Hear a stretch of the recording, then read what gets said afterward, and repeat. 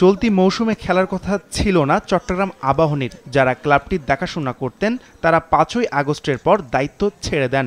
এমন অবস্থায় জাতীয় দলের দুই সাবেক তারকা ফুটবলার জাহিদ হাসান এমিলি ও মামুনুল ইসলামের উদ্যোগে একেবারে শেষ সময়ে খেলোয়াড় নিবন্ধন করেছে চট্টগ্রাম আবাহনী। গত ৩ মাস দল পরিচালনার জন্য অনেক ব্যক্তি ও প্রতিষ্ঠানের কাছে গেলেও সহায়তা পাননি তারা। অফিসিয়াল কোনো স্পন্সর পাইনি, আমরা নিজেরা টুকটাক সবাই যে যার মতো করে আসলে ক্যাম্পটা স্টার্ট করেছি।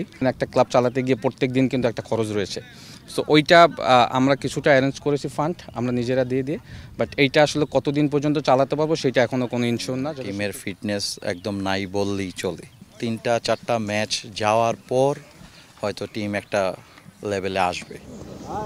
দেশের ঘরোয়া ফুটবলের নিবন্ধনের সময় খেলোয়াড়রা ক্লাব ভেদে ৩০ থেকে ৭০% অর্থ আগে পান, বাকিটা মৌসুমের মাঝামাঝি কিংবা শেষে। কিন্তু চট্টগ্রাম আবাহনীর খেলোয়াড়রা কোনো অর্থই পাননি।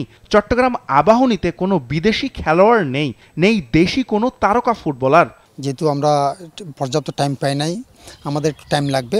আমি আশা করি যে টিম একটা ভালো রেজাল্ট করবে, যদি এটা আমাদের সব প্রতিটা প্লেয়ারই আপনার হলো উদিত দিয়ে আপনার ফোকাস আছে।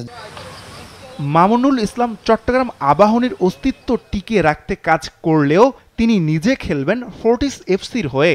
তার দল ফোর্টিসের লক্ষ্য লিগের সেরা ৩ দলের মধ্যে থাকা। গেল মৌসুমে ৫ নম্বরে ছিল ফোর্টিস। ন্যাশনাল টিমের প্লেয়ার রিক্রুট করবে না, এখান থেকে ন্যাশনাল টিমের প্লেয়ার তৈরি করবে।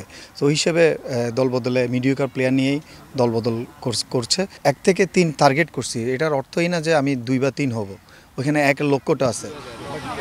গত মৌসুমের অধিকাংশ খেলোয়াড় ধরে রেখে এবার দল সাজিয়েছে ক্লাবটি। দলবদলের সময় শেখ জামাল থেকে ৬ ও বসুন্ধরা কিংস থেকে একজনকে নিয়েছে তারা, যাদের মধ্যে জাতীয় দলে খেলা মিডফিল্ডার আতিকুর রহমান ফাহাদ ও মিডফিল্ডার বিপ্লু আহমেদ ও সবশেষ মালদ্বীপের বিপক্ষের ম্যাচে অভিষেক হওয়া তরুণ পিয়াস আহমেদ নোভাও রয়েছেন। লোকাল এবং ফরেন যারা আছে সবাই অনেক ভালো প্লেয়ার, তো এবার অনেক কিছু নিউ প্লেয়ার আসে, তো যার কারণে আমরা এখন আমাদের কোচ অনেক ভালো ট্রেনিং করতে আমাদের করাচ্ছে।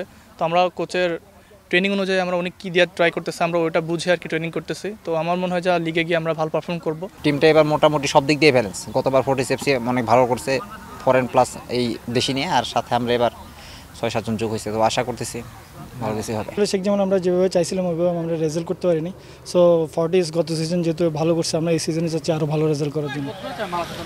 ফোর্টিসের নিজস্ব একাডেমি থেকে মূল দলে জায়গা পেয়েছেন কয়েকজন। ফরওয়ার্ড লাইনে সজীব হোসেন জুম্মন ও মিডফিল্ডার শামুং সিং মারমা নজর কাটতে পারেন এবার। এছাড়াও ৩ গাম্বিয়ান, 1 উজবেকিস্তান ও ইউক্রেনের খেলোয়াড় ফোর্টিসের জার্সি গায়ে দেখা যাবে।